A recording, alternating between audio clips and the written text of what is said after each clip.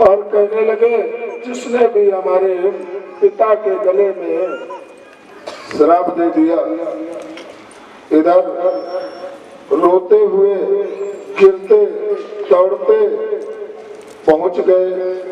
जैसे समीक जी के कर्णपुटों पर अपने पुत्र श्रृंगी की आवाज पहुंची तो व्याकुलता से उनका ध्यान भंग हो गया। जागृत अवस्था में आकर के पुत्र को बुलाया, गोद में बैठाया और क्या हो गया पुत्र? बोले पिताजी आपको मालूम नहीं आपके गले में सर्प। अरे बोले होगा, मृतक है, पढ़ा रहने दो। अरे नहीं, हमें सुनने को मिला है किसी ने आपके गले में डाल दिया है। अरे तो क्या हुआ?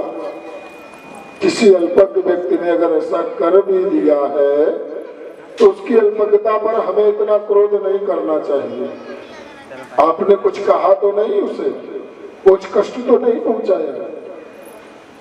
कहा नहीं पिताजी, मैंने उनको कुछ कहा नहीं, मैंने उन्हें श्राप दे दिया। बोले क्या? बोले आज के 7वें दिन उसे तक्षक के द्वारा डस दिया गया। महाराज जब ये बात बताई और सुनी गई तो बड़ा कष्ट हुआ महाराज समीक को। क्यों? उसका एक कारण है। ब्राह्मण और संत ऐसे राजा को निरंतर चाहते हैं जो राज्य के संचालन में प्रखर हो, बुद्धिमान हो, धर्मवान हो, ज्ञानवान हो, शीलवान हो। तो जब पता लगा इतना सुसज्जित राजा किसी कारणवश अपराध हो गया, उस अपराध की वजह से आज तुमने श्राप दे दिया, तो जाओ उन राजा को ये सूचना पहुंचा दो, आज के 7वें दिन तुम्हें तक्षक के द्वारा डस लिया जाएगा। महाराज ये शब्द सुन करके सभी ऋषि पुत्र दौड़े और तब तक महाराज परीक्षित पहुंच करके अपने मुकुट को उतारा और रख दिया सिंहासन पर। एकांत में बैठे और बैठ करके दिन भर की क्रियाओं को पुनरावृत्ति करने लगे। विचार किया दिन में हमने क्या क्या किया, क्या कर्म किया, क्या सत्कर्म किया और क्या दुष्कर्म किया। विचार किया तो पता लगा हमने किसी ऋषि के, किसी संत के गले में मृतक सर्प डाल दिया है। मन में विचार आया, बड़ा पश्चाताप हुआ, हमारे द्वारा ब्राह्मण, संत, गुरु, देवता इनका कैसे अपमान हो सकता है? लेकिन हुआ तो है ही। ये मन में विचार कर ही रहे थे, तब तक बाहर से एक सिपाही दौड़ता हुआ आया, बोला राजन आपके दरवाजे में कुछ ऋषि पुत्र खड़े हुए हैं। बुला करके उनको सुंदर चरणोदक धुल करके लिया, भोजन कराया, दक्षिणा दिया और हाथ जोड़ करके कहा महाराज क्यों आगमन हुआ, बताइए कुछ सूचना। बोले आज के 7वें दिन तुम्हें तक्षक के द्वारा डस लिया जाएगा। कोई आपके घर में आवे, आपसे कहे आज के 7वें दिन तुम मर जाओगे तो तुम खाना खिलाओगे, डंडा लेकर के पहले तो विधिवत पूजा करोगे, फिर पुलिस को बुलाओगे, बोले इनका नाम लिखो और लोहे के डंडन के बीच में बांध के रखो। लेकिन राजा परीक्षित ने हाथ जोड़ करके कहा नहीं, मैंने जो अपराध किया है उसका प्रायश्चित करने के लिए तैयार हूं मैं। और यही मन में विचार करके महाराज परीक्षित जी ने क्या किया, लेकर के आगे बढ़े और इनको दक्षिणा देकर के विदा कर दिया। आगे घोषणा करवा दी नगर में, मैं अपने पुत्र जन्मेजय का राज्याभिषेक करके इस राज्य को परित्यागन कर देना चाहता हूँ। घोषणा हो गई, सभी लोग मिलकर के आज उस बालक जन्मेजय का सुंदर राज्याभिषेक कर दिया गया। राज्याभिषेक करने के बाद सुंदर एक बड़ा दीप्यमान सिंहासन बनवाया गया।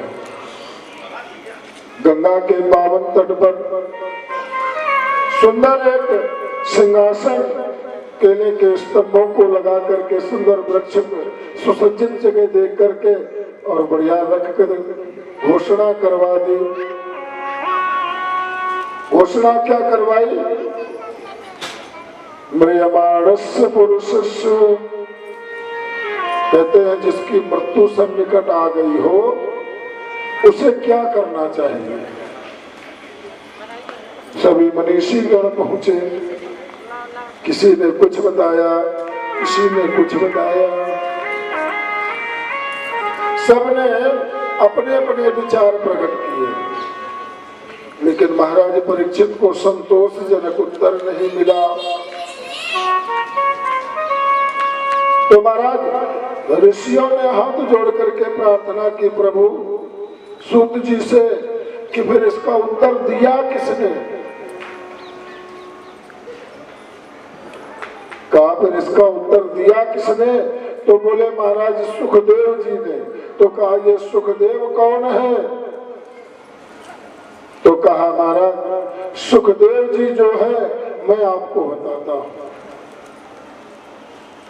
महाराज ये माँ राधा, वैसे राधा रानी का नाम तो कहीं नहीं है भागवत भगवान में। क्यों? ये वो आदि शक्ति है जिसका नाम नहीं लिया जा सकता है, सिर्फ अनुभूति किया जा सकता है। महाराज जिस सुख को मैया नित्य अपने हाथों से भोजन कराती, पालन पोषण करती थी और जिसे अपने संरक्षण में रख करके भगवान का स्मरण करती थी, कन्हैया का चिंतन करती थी। एक दिन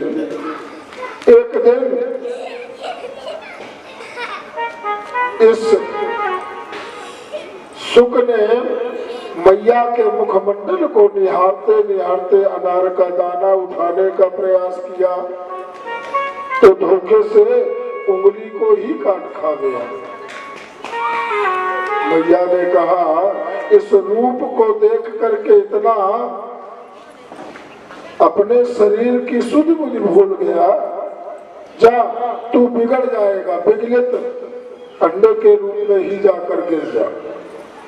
तो महाराज इसका पतन हो गया।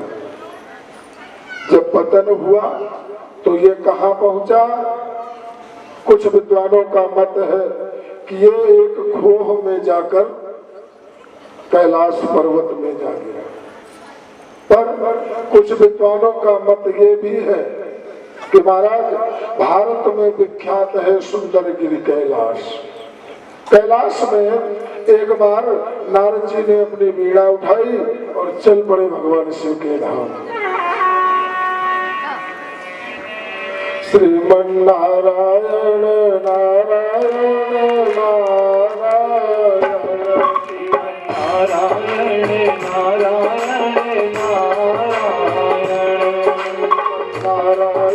नारायण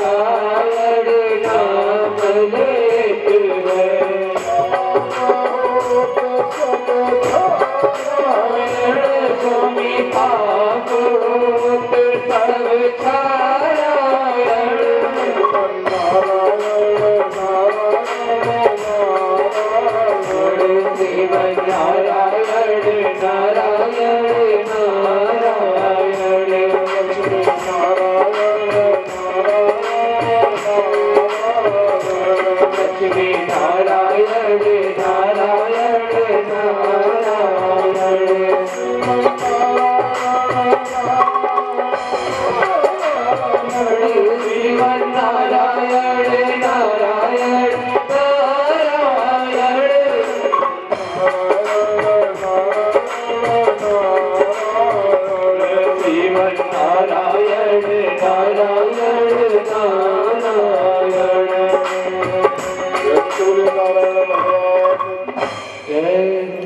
महाराज गुणगान करते हुए नारद जी जैसे ही कैलाश पर्वत पर पहुंचे तो जाकर के मैया को प्रणाम किया।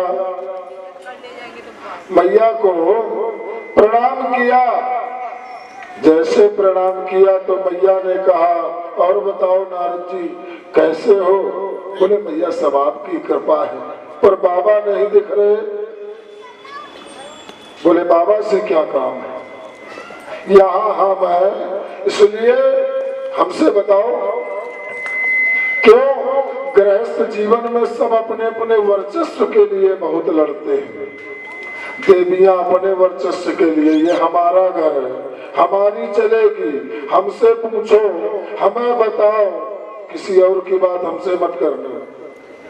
पुरुष प्रधान कहता है हमारा घर है, हम जैसा चाहे वैसा होना चाहिए, लड़ाई का केंद्र ही यही है। तो महाराज बाबा को न देख करके नारद जी ने कहा, मैया बाबा कहाँ गए? बोले कहीं गए हैं भ्रमण करने। नारद जी ने कहा, आपको पता है बाबा आपसे चोरी करते हैं? मैया की भौहें थोड़ी सिकुड़ी। मैया ने पूछा क्यों, तुम्हें मालूम है?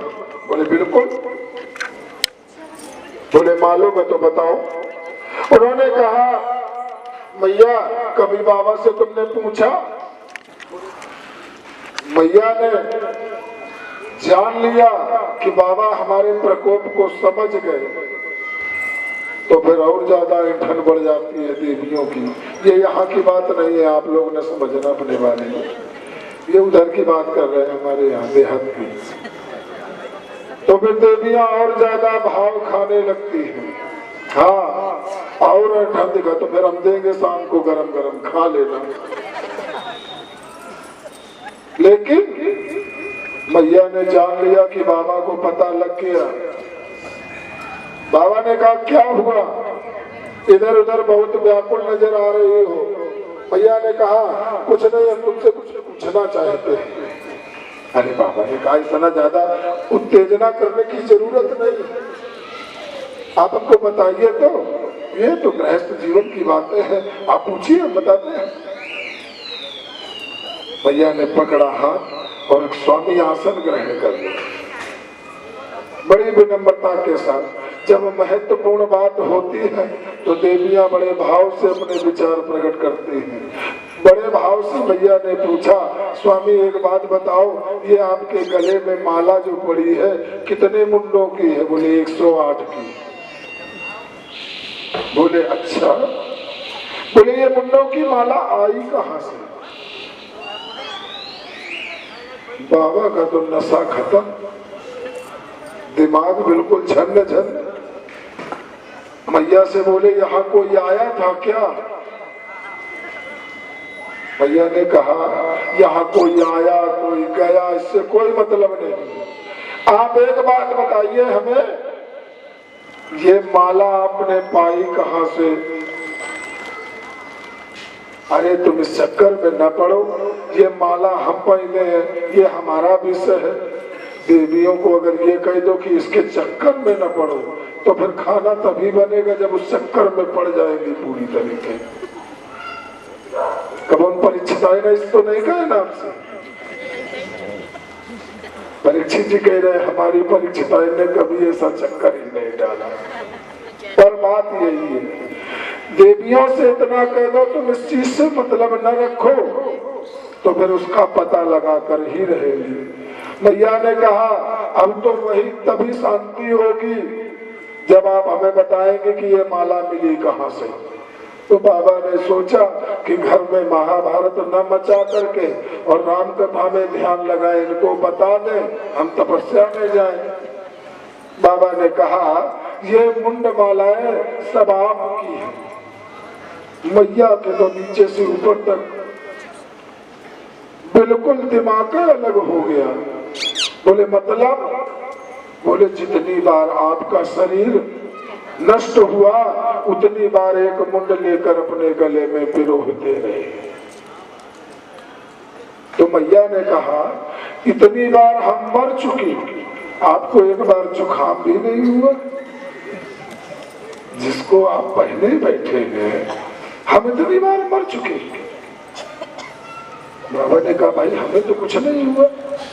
उसका कारण क्या है? कौन सी ऐसी औषधि खा रखी है आपने? क्यों? देवियों ने मन में विचार किया।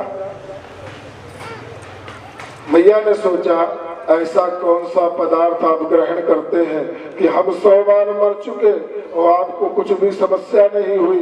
तो बाबा ने कहा भाई हमने अमर कथा सुन रखी है इसलिए हम कभी मरते नहीं। तो मैया ने कहा हमें भी वो अमर कथा सुनाओ। तो कहा भाई अमर कथा ऐसे नहीं सुना जाता है। अमर कथा को सुनने के लिए एक विशेष नियम है।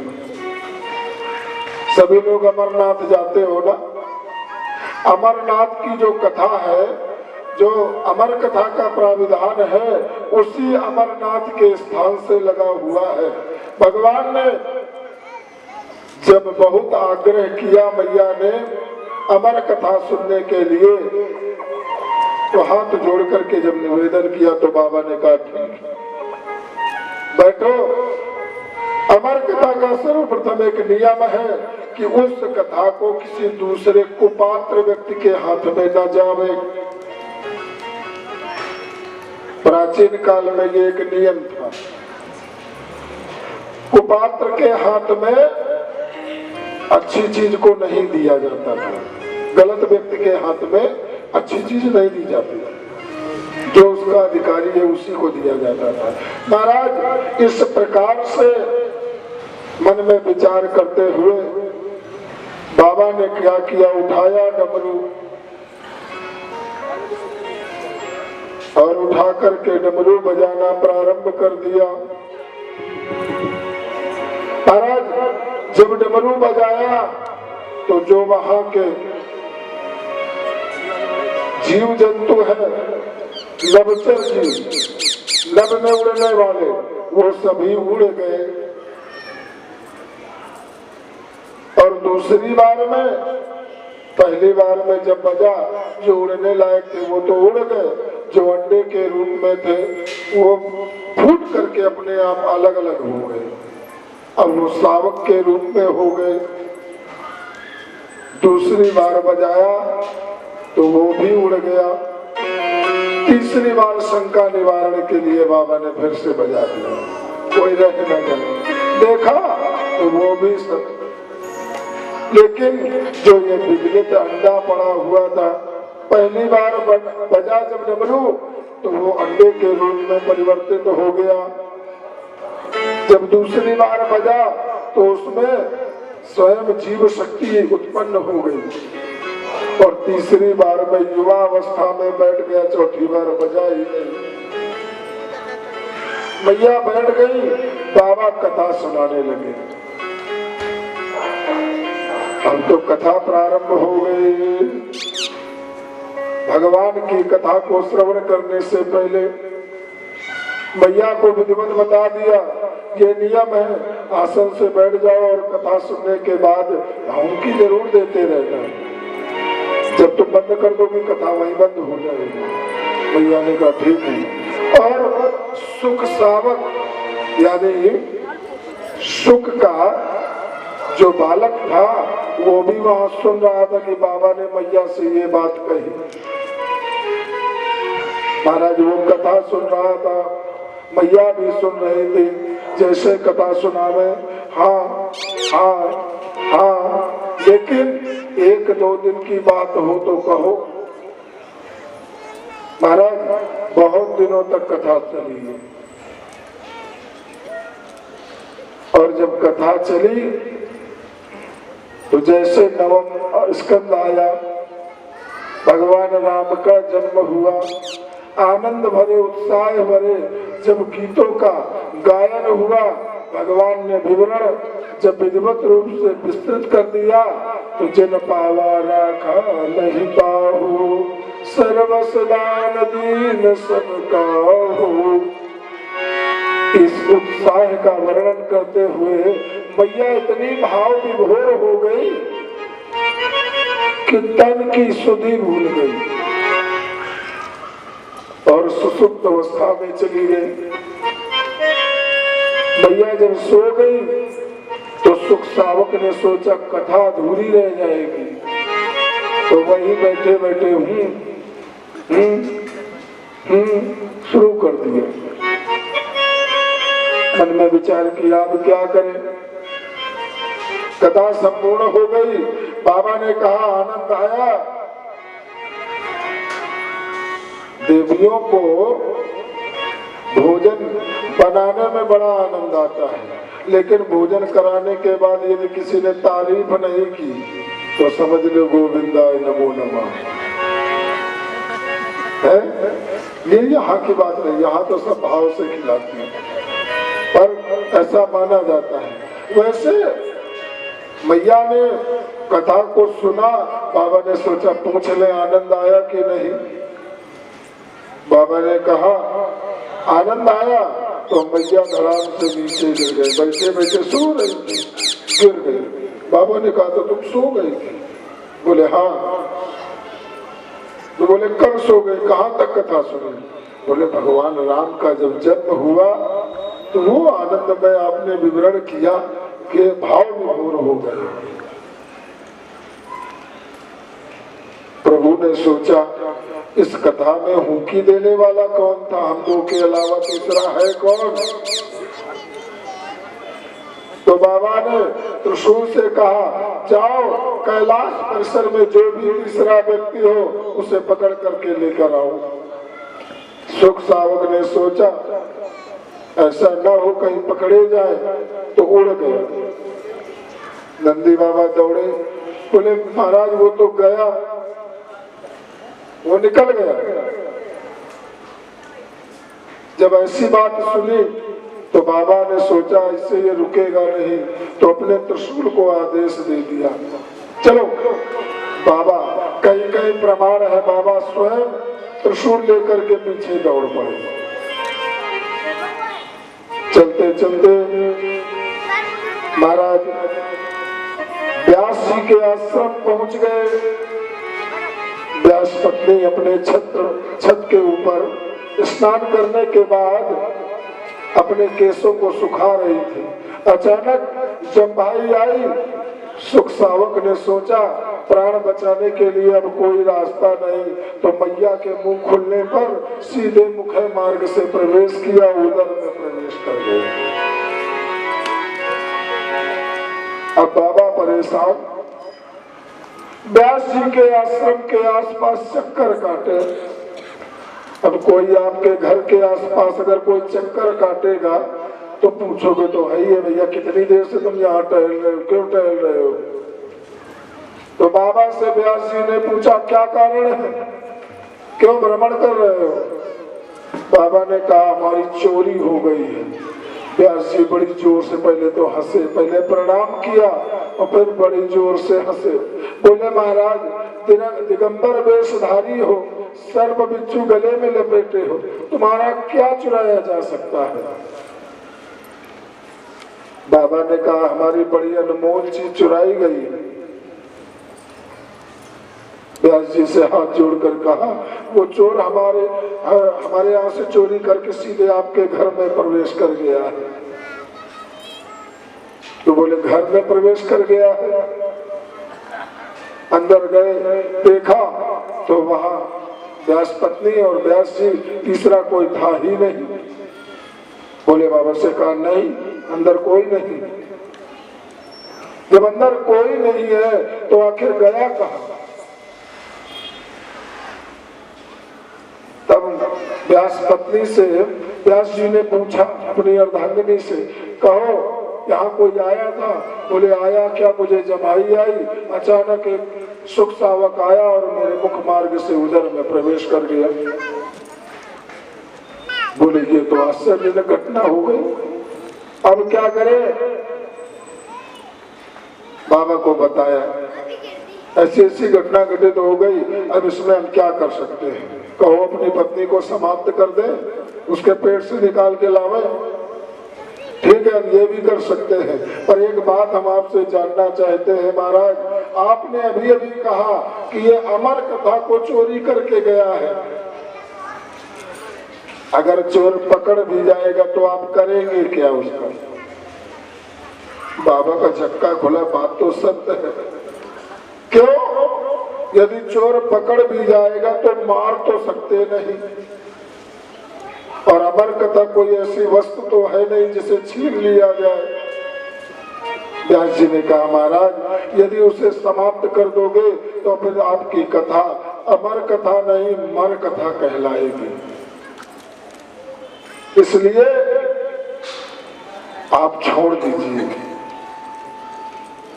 महाराज इस प्रकार से बाबा तो लौट गए, भोलेनाथ कैलाश की ओर चले गए, लेकिन 1 वर्ष 2 वर्ष 3 वर्ष की बात नहीं, वो सुख सावक 12 वर्ष तक उधर में ही वास करता रहा।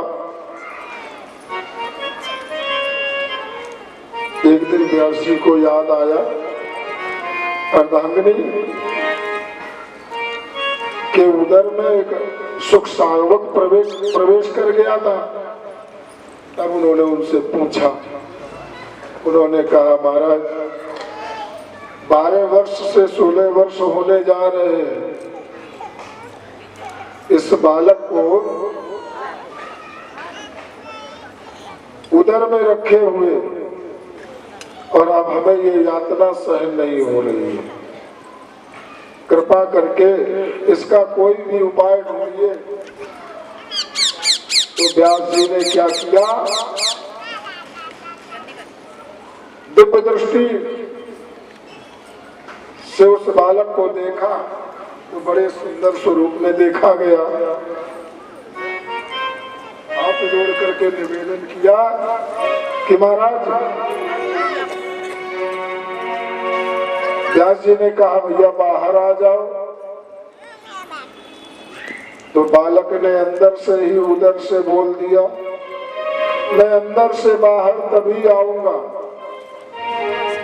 जब आप प्रतिज्ञा लेंगे कि मुझे इस संसार में किसी भी मोह पास से न बांधा जाए। क्यों? ये मोह ऐसी रस्सी है जिसमें बंधने के बाद व्यक्ति अपने आप को भूल जाता है, अच्छे बुरे को भूल जाता है। इसलिए पहले प्रतिज्ञारत हो जाइए कि हम आपको रोकेंगे नहीं, इस मोह पास में बांधेंगे नहीं। तो कहा ठीक है भाई, कोई बात नहीं, लेकिन अब तुम्हारी मैया को यातना सहन नहीं हो रही है, विशेष पीड़ा हो रही है, तो महाराज अब तुम जो है उधर से निकल करके बाहर आ जाओ। पिताजी ने कहा बिल्कुल, अब अगर आप बाहर आ जाओगे तो तुम्हारी मैया की वेदना समाप्त हो जाएगी। बालक ने कहा बिल्कुल हम आ जाएंगे, लेकिन ये ध्यान रखना हमें रोकना नहीं। महाराज जैसे ही ये आश्वासन दिया तो महाराज अर्धरात्रि के बाद में सुखदेव जी ने योग भक्ति को स्मरण करते हुए और अपने आप को ऐसी सूक्ष्म शरीर शक्ति को बना करके प्रकट हो गए महाराज ब्रह्म मुहूर्त में, और वहां से निकले 14 वर्षीय बालक प्रकट हो गया सन्मुख। मैया को तो मूर्छा आ गई, मैया को मूर्छा आ गई, वो तो मूर्छित होकर के गिर पड़ी। लेकिन ये 28 वर्षीय बालक सुंदर कमल के समान, कमल की कोशिकाओं के समान, जिसके रक्त वर्ण के नेत्र है, कपोल है, सुंदर हाथ है, अंतड़ियां तंतड़ियां सब गले में पहने हुए लेकर के आगे बढ़े, चले जा रहे हैं। व्यास जी का नित्य कर्म करने का समय आ गया। ब्रह्म मुहूर्त में देखा तो ये बालक जा रहा था। यम प्रभजंत मनुपेत मुपेत कृतम। महाराज जैसे ही इनका जन्म हुआ लेकर के आगे बढ़े और जाने लगे, मार्ग में चले जा रहे हैं। पुत्रेत तन्मयतया, पुत्र को देखा तो मोह में इतने अंधे हो गए, हा पुत्र कहते हुए पीछे दौड़ पड़े। लेकिन सुखदेव जी पीछे मुड़ के नहीं देख रहे। सुखदेव जी सीधे मार्ग में चले जा रहे हैं। पीछे से व्यास जी पुत्रेत तन्मयतया सर्वोभिनेतोष तं सर्वभूत हृदयं मुनिमानतोस्मि। महाराज पीछे पीछे दौड़ते चले जा रहे हैं। ऐसी व्यवस्था को देख करके मार्ग में दौड़ते चले जा रहे हैं। प्राचीन काल में सरोवर में सभी देवियां ब्रह्म मुहूर्त में ही स्नान करने जाती थी। हमारे भारतवर्ष की पद्धतियां थी। ब्रह्म मुहूर्त में अधिकतर लोग स्नान करते थे और खास खास महीनों में तो ज्यादातर। हमारे बुंदेलखंड में कार्तिक के महीने में 1 महीने तक यमुना नदी में बच्चियां और सौभाग्यवती देवियां सभी स्नान करती हैं। और फिर कार्तिकी पूर्णिमा जो आती है उसमें दीपदान करके प्रसाद लेकर के वितरण करवाते हैं। जागरण आदि बहुत बड़े भक्तिभाव के साथ में उसका आयोजन होता है। तो महाराज इस प्रकार से सभी देवियां स्नान कर रही थी। जिस समय 28 वर्षीय सुखदेव जी महाराज को देखा, देख करके इतना मन मुग्ध हो गया कि अपने तन बदन का होश भूल गई।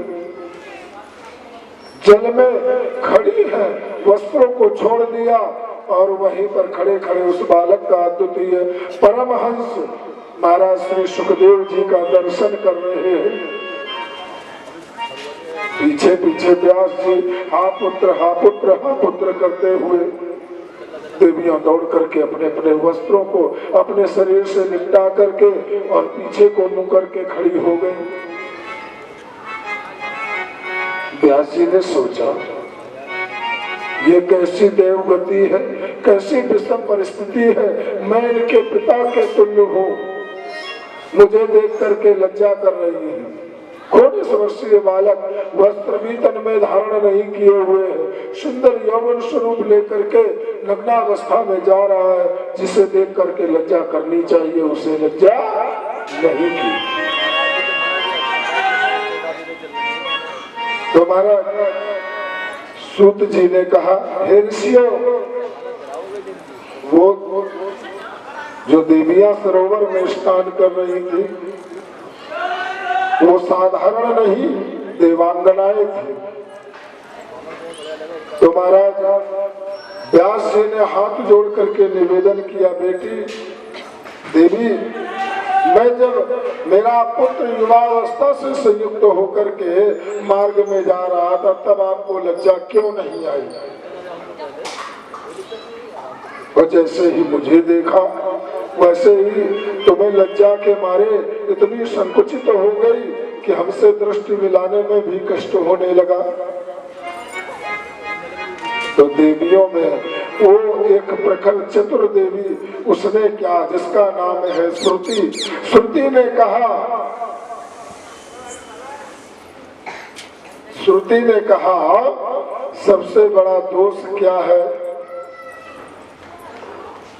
बोले माया मोह निराशस्य वैष्णवे क्रियते कथम। सज्जन जन कहते हैं, आ जाओ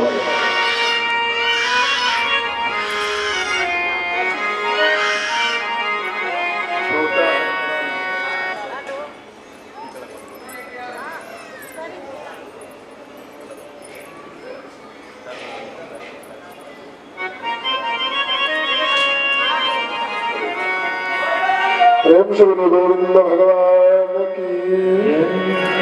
श्री कृष्ण गोविंद हरे मुरारे, हे नाथ कृष्ण गोविंद हरे मुरारे, हे नाथ नारायण वासुदेव।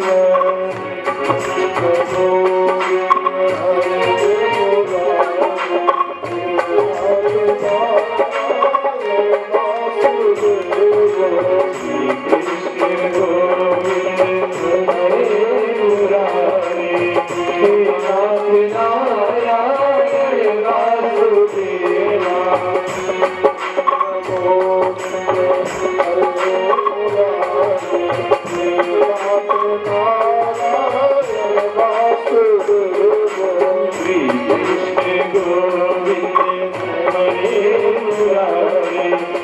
नाथ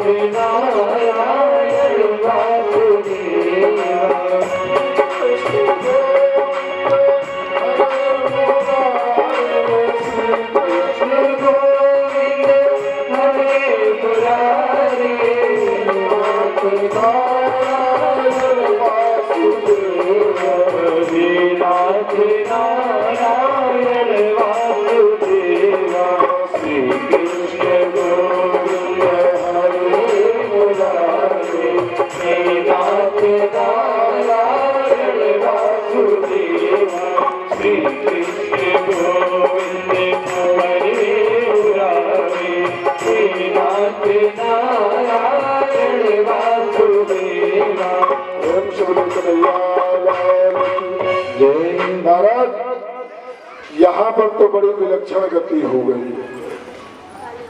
हम तो कथा भूल गए, कहाँ चल रहे थे परीक्षित जी?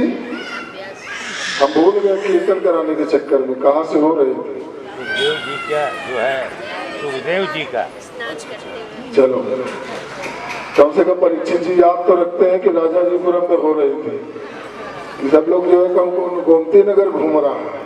तो महाराज ऐसी व्यवस्था उत्पन्न हुई, सुखदेव जी जैसे ही निकल गए तो प्रश्न हाथ जोड़ करके निवेदन किया। देवियों ने कहा, इस संसार में जिससे अच्छे बुरे, ऊंच नीच, खट्टा मीठा का ज्यादा ज्ञान है, हम लोग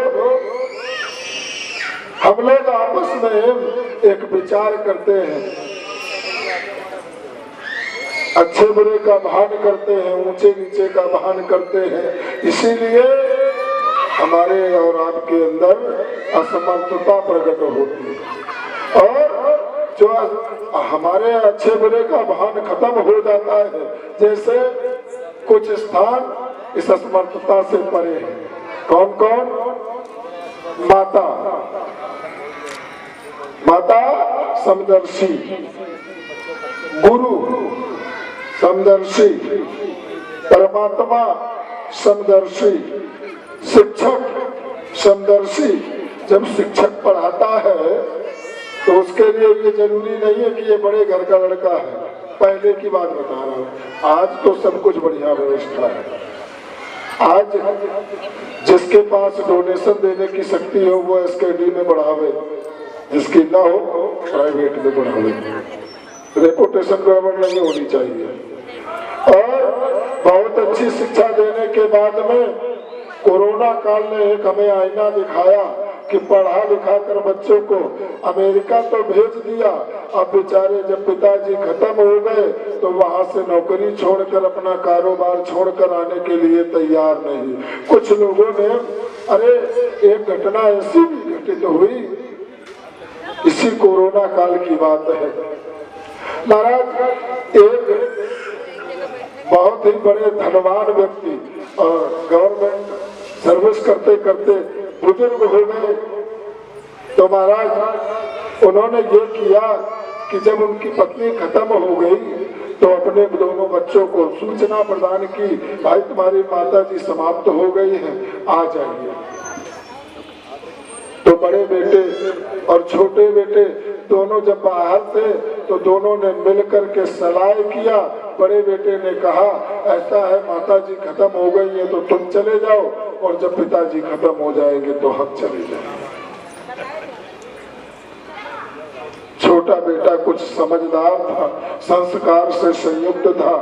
कहते हैं होनहार बिरवा के होत चीखने पा, जिसमें अच्छे बुरे का लक्षण होता है वह जन्म से ही हो जाता है। एक पिता के विपुल कुमारा और पृथक पृथक गुणशील आचारा, उसी में कोई बहुत बड़ा राक्षस होता है और उसी में कोई बहुत बड़ा संत भी होता है, भक्त भी होता है, अनुचर भी होता है। तो महाराज यहाँ तो वही व्यवस्था दिखी। दोनों बेटों ने सलाह करके छोटे बेटे को भेज दिया, बड़े बेटे ने कहा हम अपना काम छोड़कर नहीं आए। छोटे बेटे से पिताजी बार बार बरसे, आइए आइए मानते जी, आइए शुक्ला जी आसन लीजिए। प्रेम स्वर्ग गोविंद भगवान की जय। महाराज ऐसी गतिविधियां संपन्न हुई।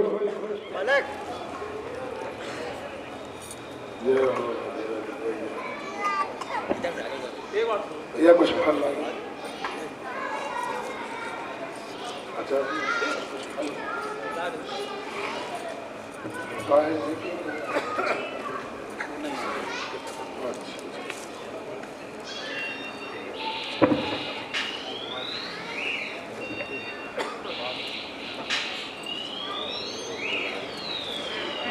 प्रेम श्री गोविंद भगवान की। महाराज उस समय हुआ यो कि जैसे ही बेटा आ गया तो पिताजी ने बार बार पहले तो पूछते रहे, बताओ भैया वो क्यों नहीं आया। छोटा वाला बेटा संस्कार की वजह से बार बार कहे कि पिताजी को न बताना पड़े कि भैया ने ऐसा कहा। जब अंत समय आ गया तो उसने मारे क्रोध के कहा कि अब इसको आने नहीं देना, अगर आएगा भी तो भगा देंगे। तो हाथ जोड़ करके बोला पिताजी नाराज मत होइए, भैया ने हमसे कहा था कि अभी माता जी खत्म हो गई है तो तुम चले जाओ, और जब पिताजी खत्म हो जाएंगे तो हम आ जाएंगे। तो उनको सुन करके इतना क्रोध आया कि सारी संपत्ति एक धर्म संस्थान को जाकर के दान कर दिया, और दोनों बच्चों से कहा कि अपने भैया से कह देना कि अब सब कुछ खत्म हो गया, अपने अपने परिवार को देखो। बच्चा रोता तड़पता जब गया अपने भाई के पास, उसने सूचना प्रदान की। भैया ने कहा ये मुझसे बहुत बड़ा अपराध हो गया। जिस बच्चे के लिए, आइए आइए आइए महाराज, सुस्वागतम श्री कृष्ण, आइए गोविंद भगवान की। महाराज आइए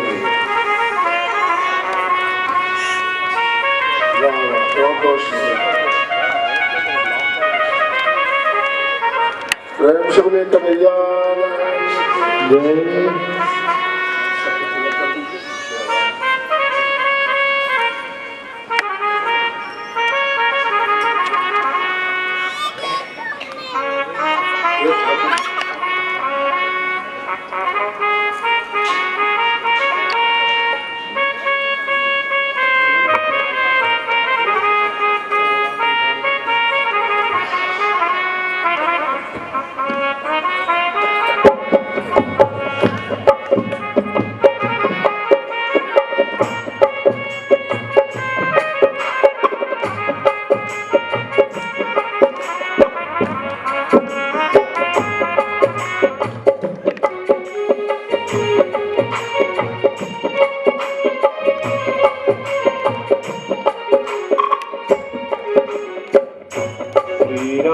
जय राम जय जय राम श्री राम जय राम जय जय राम श्री राम जय राम जय जय राम श्री राम जय राम जय जय राम श्री राम जय राम जय जय राम श्री राम जय राम जय जय राम श्री राम जय राम जय जय राम श्री राम जय राम जय जय राम श्री राम जय राम जय जय राम जय सिया राम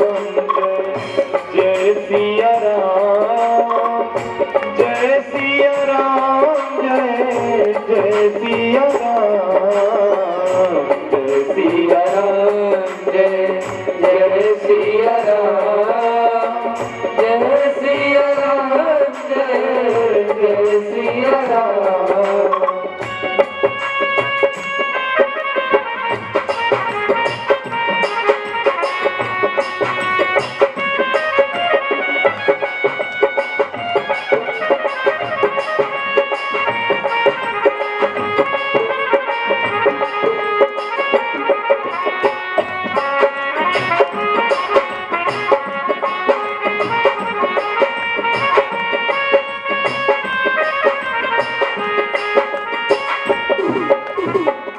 प्रेम से बोले राघवेंद्र सरकार की। महाराज, इस प्रकार से जिन लोगों ने अपने बच्चों को, जिन लोगों ने अपने बालकों को संस्कार नहीं दे पाया तो कुछ नहीं कर पाया। महाराज सुखदेव जी को जब आगे जाते हुए देखा, निकल गए, हाथ जोड़ करके देवी देवांगनाओं ने कहा, महाराज आपको अच्छे बुरे का भान है, स्त्री और पुरुष में भेद जानते हैं, बस इसीलिए आपको देख करके लज्जा आ गई। और बालक नग्न अवस्था में उस माँ की गोद से लौटता रहता है, लेकिन अभी कभी उसको लज्जा का कोई भान नहीं होता है। भाव इसीलिए निर्मल होता है, इसीलिए किसी प्रकार का कोई द्वेष नहीं होता। महाराज ये सुन करके आज व्यास जी के मन की तरंगें बड़ी व्याकुलता की ओर खींचने गई। आगे बढ़े, अपनी कुटिया की ओर पहुंचे तो महाराज मन में बड़ा संतप्त लेकर के, संताप लेकर बैठ गए। क्या करें, कौन सा अपराध हो गया जो हम अपने बुद्धि और विवेक दोनों को खो चुके हैं। तो महाराज नारद जी अपनी वीणा को लेकर के पहुंच गए। सीताराम सीताराम सीताराम सीताराम सीताराम सीताराम सीताराम सीताराम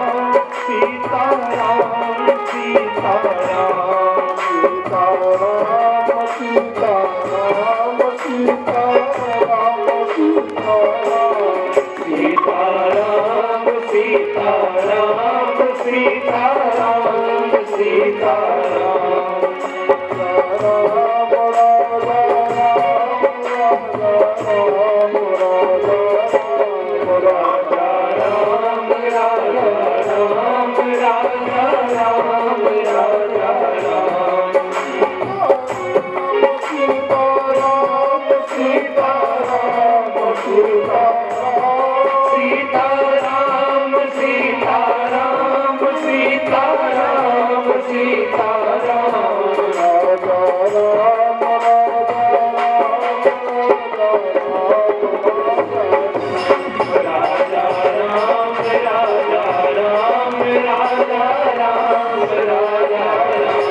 सीताराम सीताराम सीताराम सीताराम सीताराम सीताराम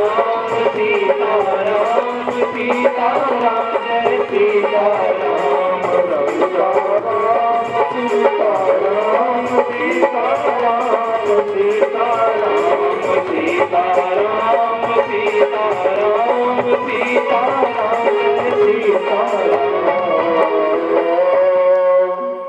प्रेम से सियावर रामचंद्र की।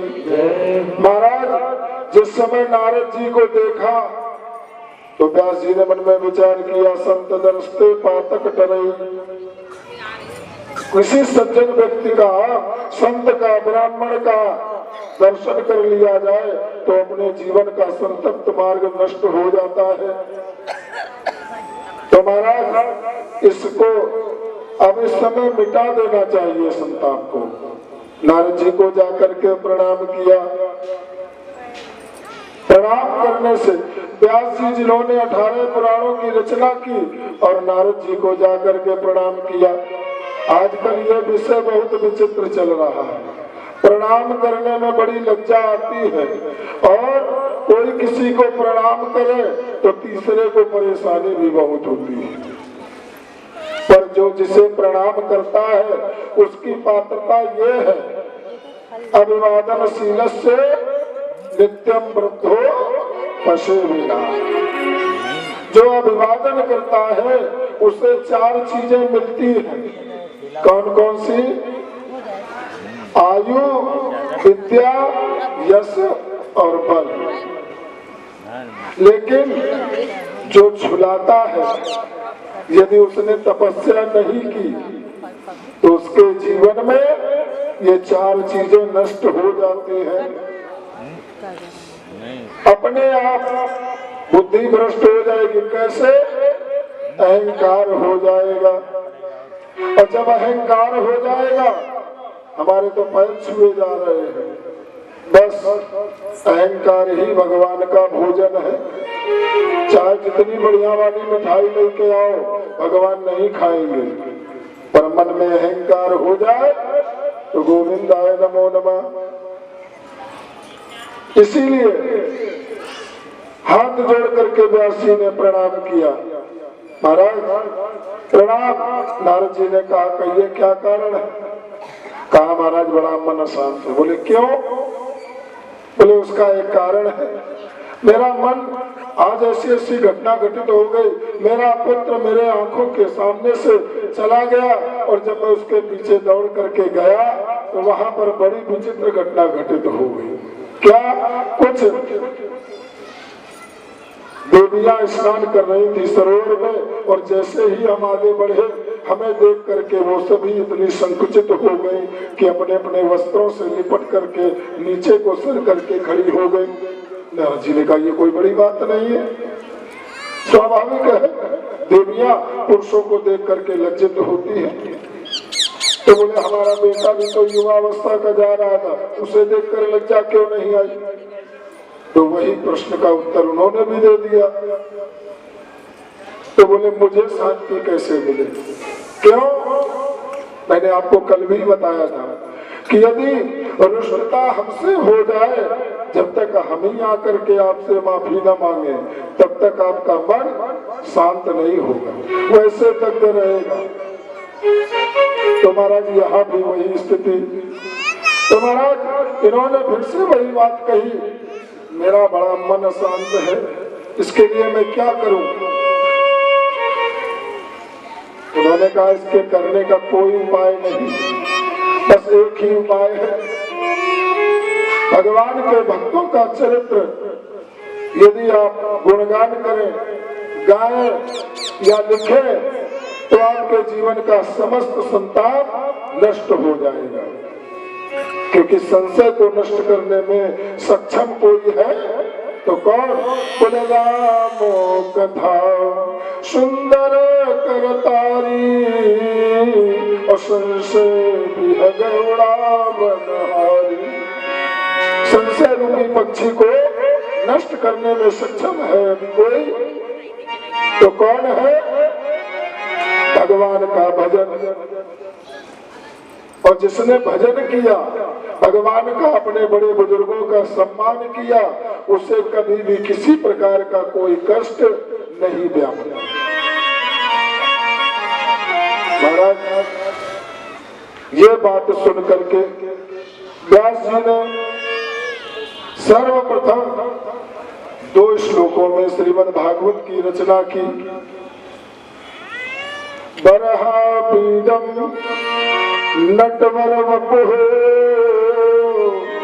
कर्णयो कर्णकारम् बिभ्रतवासा कनक कपिशं वैजयन्तीं च मालाम्।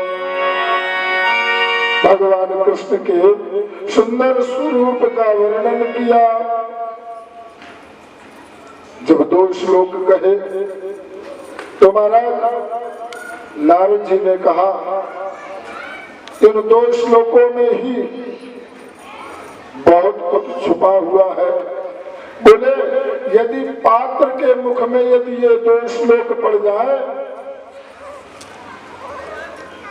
पात्र के मुख में, अगर कुपात्र में पड़ गए तो बेकार हो जाएंगे, सुपात्र में पड़ जाएंगे तो वृद्धि हो जाएगी, और पात्र में पड़ेगा तो जैसे के तैसा मिलेगा बस।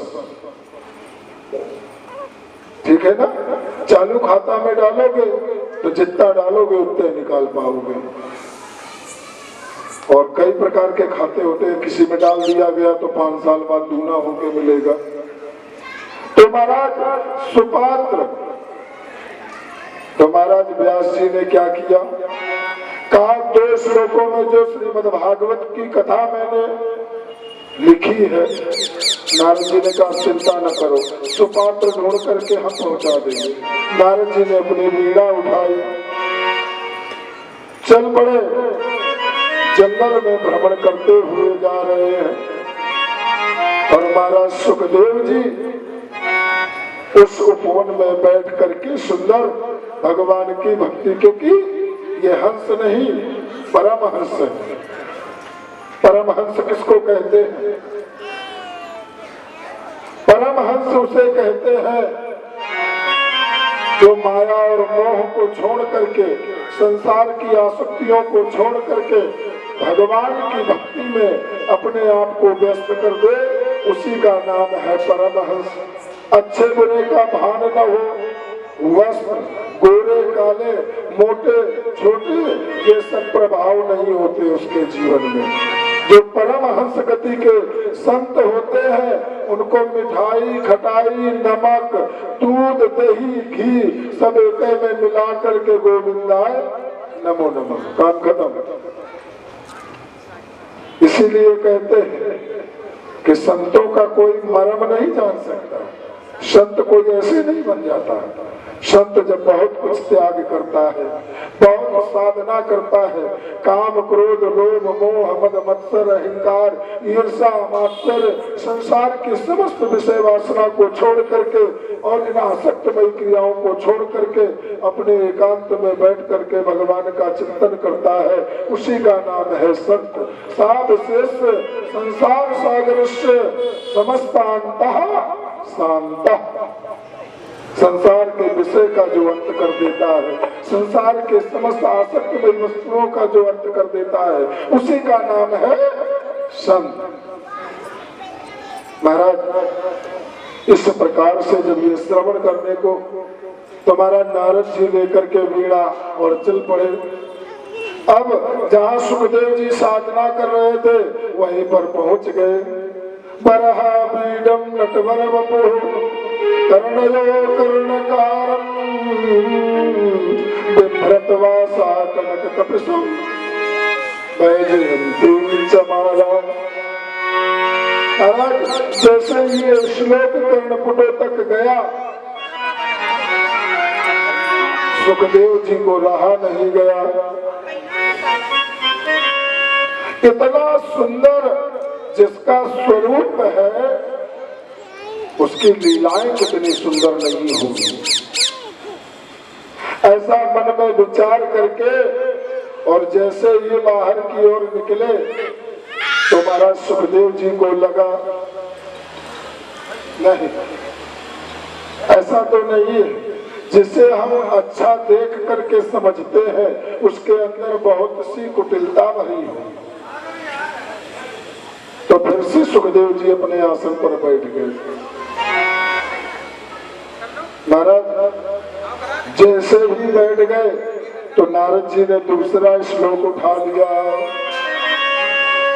अहो अहो बकीस्तन कालकूटे। महाराज जैसे ही दूसरा श्लोक प्रारंभ किया, भावार्थ यह है कि जिस पूतना ने अपने स्तनों में हलाहल कालकूट विष को लगा करके कन्हैया को मारने के लिए आगे बढ़ी थी, तो लेकिन कन्हैया ने क्या किया, उसे मातृत्व भाव का दर्शन कराने के बाद अपने परम धाम को भी प्राप्त करवा दिया। इसीलिए भगवान को हम श्रेष्ठ मानते हैं। जैसे बोले भाव को भाव अनख आलसु नाम लेत मंगल दिशे दसहु। नाम का स्मरण करने से समस्त मंगल दूर हो जाते। तो महाराज ऐसी सुंदर गति है जिनकी, उनके बारे में इतना सुंदर वर्णन है। सुखदेव जी वृंदावन की ओर प्रस्थान करने लगे। मन में विचार आया अब जाना चाहिए। सुखदेव जी ने इन्हीं 2 श्लोकों को अन्वय करते हुए 18,000 श्लोकों से एक सुंदर पुराणांक बनाकर तैयार कर दिया और उसका अध्ययन करके महाराज उस गंगा के पावन तट पर पहुंच गए। परीक्षित जी को बुलाइए, सुखदेव कलश का पूजन करवाइए। महाराज इधर सभी ऋषिगणों ने खड़े होकर के सुखदेव जी का पूजन किया। आप लोग भी, भगवान का पूजन हो रहा है, भगवान का संकीर्तन करते रहेंगे तब तक।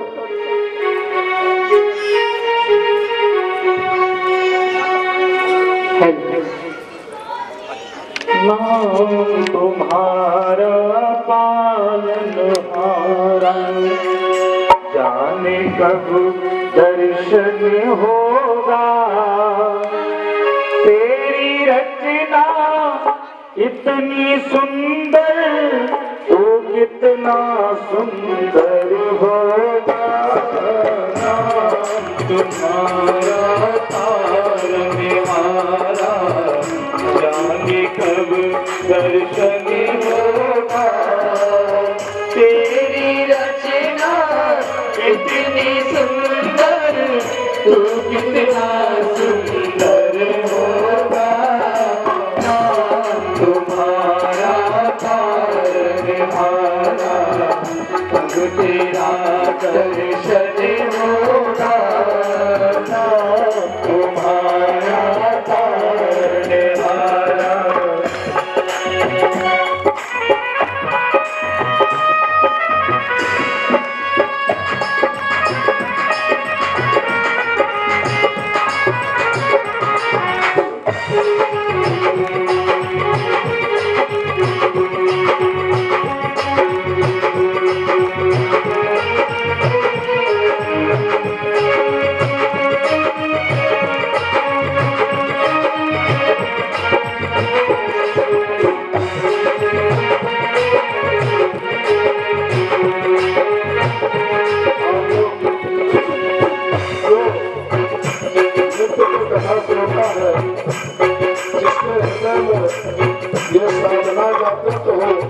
सुखदेव जी का पूजन करना चाहते हो वो आ सकते हैं आगे।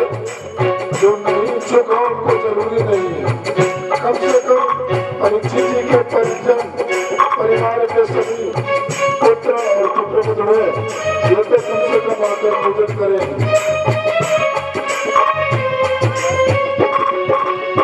सुर नर मुनि जन जिन चरणों में निश दिन ध्यान लगाते हैं। सुर नर मुनि जन जिन चरणों में निश दिन ध्यान लगाते हैं। जो भी तेरे दर पर आवे चरणों में शीश झुकाते हैं। जो भी तेरे दर पर आवे चरणों में शीश झुकाते हैं। आत्मनिधि को पाने में तू गीतों का सरगम होगा। आत्मनिधि को पाने में नाम तुम्हारा है। दीन दयाल दया के सागर जग में नाम तुम्हारा है। दीन दयाल दया के सागर जग में नाम तुम्हारा है। तुम बिन मेरे बाल के यहाँ कोई नहीं हमारा है। इस प्रेम करना है तो कथा श्रवण करना होगा। इस प्रेम करना हो तो कथा श्रवण करना होगा। तेरी रचना इतनी सुंदर तू कितना सुंदर होगा। नाम तुम्हारा धार बिहारा प्रभु तेरा दर्शन होगा। नाम तुम्हारा धार बिहारा प्रभु तेरा दर्शन होगा। तेरी रचना इतनी सुंदर हाथ जोड़ करके निवेदन किया महाराज। एक बात जानना चाहते हैं, जिस व्यक्ति के जीवन में, जिसकी जीवन काल में मृत्यु से निकट आ गई हो, एक मिनट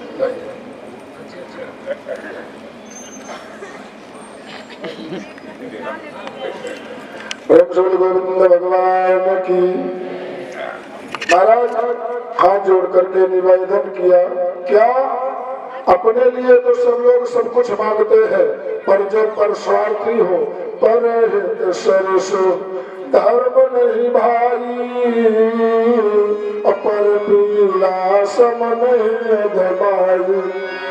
जो दूसरों के निमित्त मात्र, दूसरों के कल्याण मात्र के लिए, तो महाराज हाथ जोड़कर निवेदन किया, जिसकी मृत्यु से निकट आ गई हो उसे क्या करना चाहिए। सुखदेव जी ने कहा, ये संसार के कल्याण के निमित्त तुमने बात पूछी है, क्यों? उसका कारण है 7 दिन से बढ़कर के कोई 8वां दिन बना है। किसी को दिन आते हो 7 दिनों के नाम मालूम है? सबको आते हैं ना। 7 दिनों के आगे कोई 8वां दिन है? रविवार, सोमवार, मंगलवार, बुधवार और फिर गुरुवार, फिर शुक्रवार, फिर शनिवार, फिर इसके बाद फिर वही रविवार, है ना। तो 7 दिन ही है, और 7 दिन में ये समय रूपी व्याग जो सर्प है, एक एक दिन कम होता जा रहा है, हमारी ओर बढ़ता चला जा रहा है। वो समय हमारा हमारे नजदीक तक पहुंच रहा है, जिस दिन हम बूढ़े कहलाएंगे, फिर उसके बाद एक दिन मर जाएंगे। तो महाराज इन 7 दिनों में ही हमें मृत्यु निश्चित हो गई। तक्षक कौन है? तक्षक उसी समय का नाम है जिस क्षण के लिए इंतजार करते हैं। कभी भगवान कुछ देवियां जब बहुत नाराज या रुष्ट होती है उन्हें निर्दोष नहीं माना जाता। इसीलिए महाराज सुखदेव जी ने कहा क्या जानना चाहते हो? उन्होंने कहा महाराज इस घोर कलयुग के आ जाने से संसार का प्राणी आसुरी प्रवृत्ति का हो गया, मृत्यु से निकट आ गई, अब इसका उपचार क्या है? बोले बस तुम चिंता न करो, तुम्हारी मृत्यु का कारण 7 दिन बाद है, पर सुनो एक बार नहीं, खटवांग दीर्घ बाहुस्य। महाराज दीर्घ बाहु नाम के राजा खटवांग राजा, उन्होंने तो बहुत कम समय में भगवान की भगवत प्राप्ति कर ली थी, ब्रह्म की प्राप्ति कर ली थी। तुम्हें इन कष्टों से मुक्त मोक्ष प्राप्त करने के लिए 7 दिन है, ध्यान पूर्वक श्रवण करो। महाराज इसी प्रकार से कथानक को श्रवण कराते हुए महाराज सुखदेव जी ने आज विस्तार सृष्टि का बताना प्रारंभ कर दिया। जिस सृष्टि में 4 प्रकार की सृष्टि का वर्णन बताया। महाराज 4 प्रकार की सृष्टि में अंडज, पिंडज, स्वेदज और उद्भिज, 4 प्रकार की। अब अंडज सृष्टि कौन सी है? जिनका जन्म अंडे से होता है, जिन पक्षियों का, जिन जीवों का, उसे अंडज सृष्टि में माना जाता है। पिंडज जो हम मनुष्यों की पिंड आकृति है ना, तो पिंडज सृष्टि में हम लोग माने जाते हैं। एवं स्वेदज माने पसीने से, जो पसीने से या औषधियां और वनस्पतियों से निर्मित होते हैं, जो कीटाणु जिनका जन्म होता है, उसे स्वेदज सृष्टि कहते हैं। और उद्भिज सृष्टि उसे कहते हैं पृथ्वी और आकाश दोनों के मध्य में जिन क्रियाओं को क्रियान्वित होते हुए जिन जीवों का जन्म होता है, जल और वायु 5 तत्वों से संयुक्त सभी गतिविधियों को संपन्नता को प्राप्त करते हुए जिन वस्तुओं का प्रागट्य होता है, वो उद्भिज सृष्टि में कहलाते हैं। महाराज इस प्रकार से जैसे वृक्ष, नदी आदि, इसमें से उन्होंने बताया प्रथम पिंडज सृष्टि के बारे में। तो हाथ जोड़ करके सुखदेव जी से कहा महाराज इस सृष्टि को किसने जागृत किया, ये तो बताया ही नहीं आपने। तब उन्होंने बताया जिन्होंने इस सृष्टि को जागृत किया वो सर्वप्रथम कौन है? नारायणं नमस्कृत्य नरं चैव नरोत्तमम्। नारायणं नमस्कृत्य जो जल में वास करते हैं, स्वयं जलमय है, जल तत्व है, जो वही तो ब्रह्म है। लिखा आपने देखा होगा, जल ही जीवन है, जल ना हो तो कुछ नहीं है।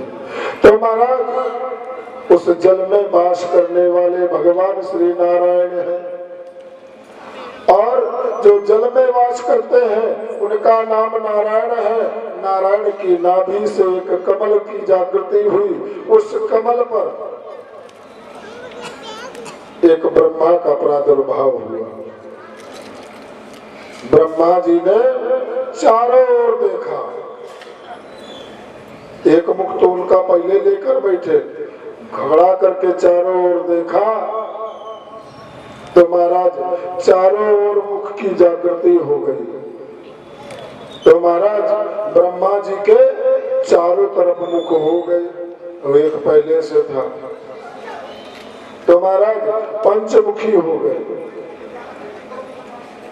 अब जब चारों ओर देखते रहे तो मन में आशंका उत्पन्न हुई, हे प्रभु हमको प्रकट करने वाला कौन है? हाथ जोड़ करके निवेदन किया, हे प्रभु यम ब्रह्मा वरुणेन्द्र रुद्र मरुतः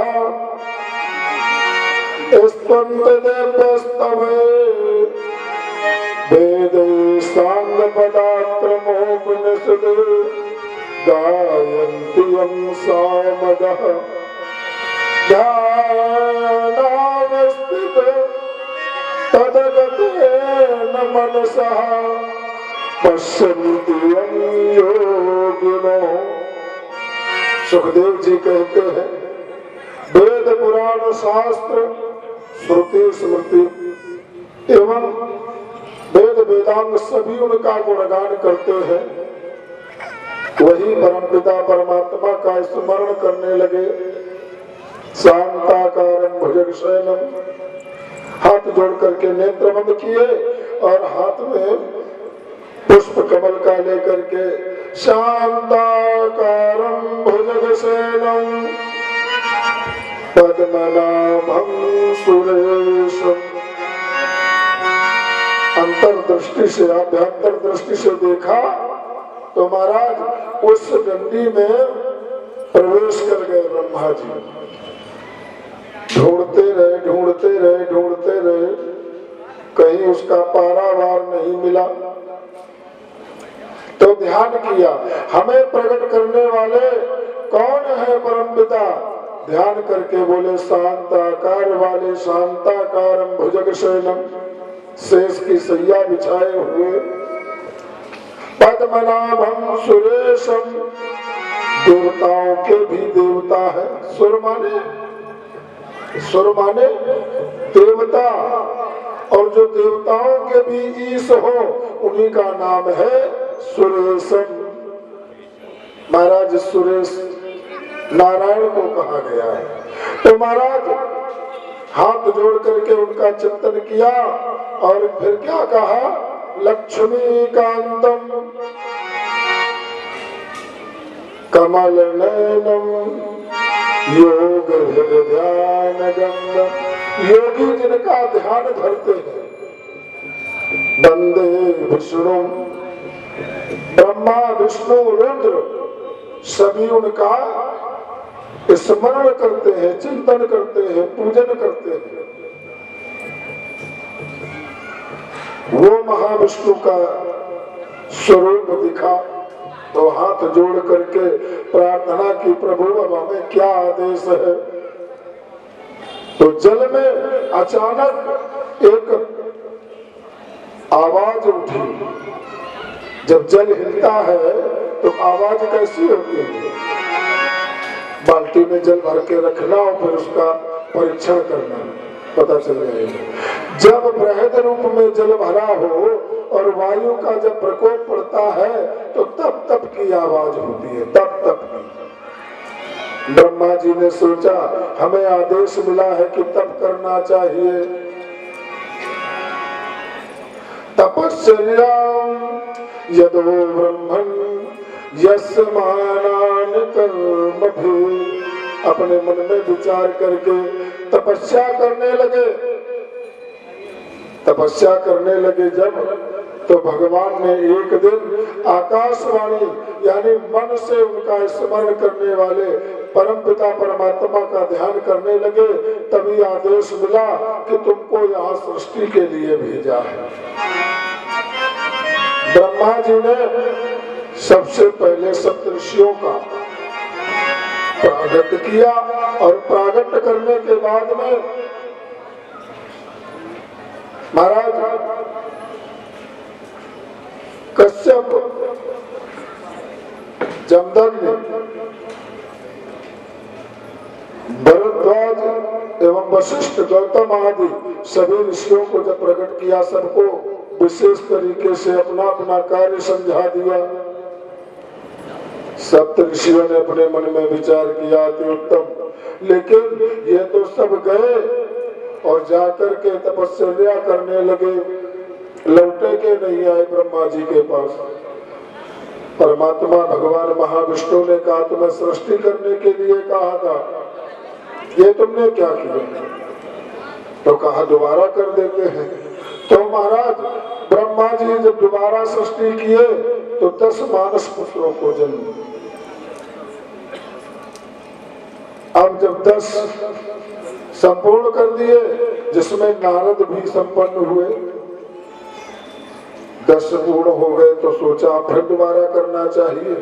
तो दोबारा की सृष्टि में उन्होंने महाराज एक पुरुष और एक स्त्री का क्रम प्रारंभ किया,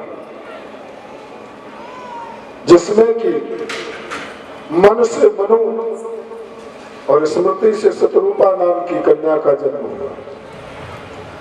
और इन दोनों से कहा जाओ सृष्टि का विस्तार करो। जब दोनों को बताया तो दोनों ने तपस्या से संयुक्त होकर के पारिग्रहण संस्कार ऋषियों के माध्यम से, और जैसे ही संस्कार संपन्न हुआ तो महाराज दोनों के माध्यम से 5 संतानें उत्पन्न होती है। वो 5 संतानें महाराज मनु और शत्रुपा के माध्यम से होती है। कौन कौन? प्रियव्रतोत्तानपादो तो पुत्रो विधानता। 2 पुत्र, जिसमें से एक का नाम है प्रियव्रत और दूसरे का उत्तानपाद। और महाराज इनके 3 कन्याएं हैं। कौन कौन सी? आकुति, प्रसूति और देवहूति। 5 संतानें हुई। महाराज इन्होंने इन प्रियव्रत और उत्तानपाद को, प्रियव्रत तो इतने परम संत थे कि उन्होंने अपने राज्य को छोड़ करके तपस्या करने के लिए चले गए। और महाराज उत्तानपाद अपने पिता के राज्य कार्यभार को संभालते हुए गृहस्थ जीवन में प्रवेश कर गए। लेकिन महाराज प्रियव्रत अपने राज्य में कार्यभार में तो लग गए, लेकिन संपूर्णतया सुसज्जित नहीं हो पाए। इसकी कथा आपको कल सुनने को मिलेगी, क्योंकि आज समय कम है, कथा का समय हो चुका है। अगर आप कथा कहेंगे तो पहुंच नहीं पाएंगे। 6:30 तो बज ही रहा है ना, 7 बज गया। तो आज की कथा का विश्राम इसी स्थान पर, और दोबारा भगवत चर्चा आरती तैयार की जाए। तैयार है? वही बेकार है, बाकी सब तैयार है।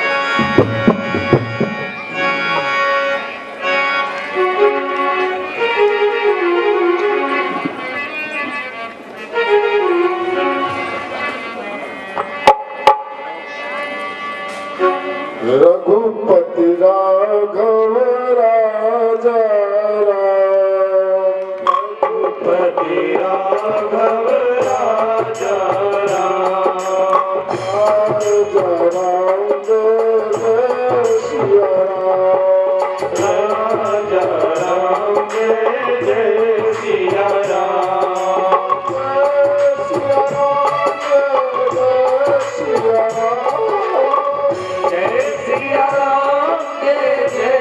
सिया राम जय सिया राम, जय सिया राम जय सिया राम जय सिया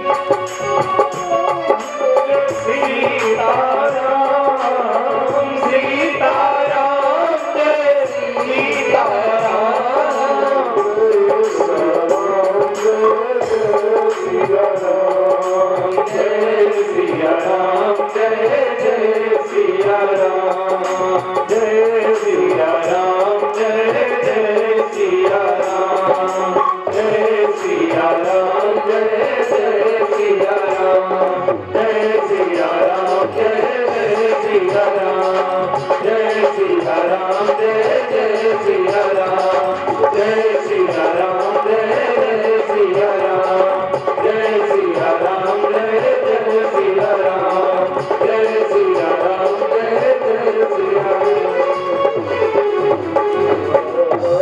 प्रेम से राघवेंद्र सरकार की जय।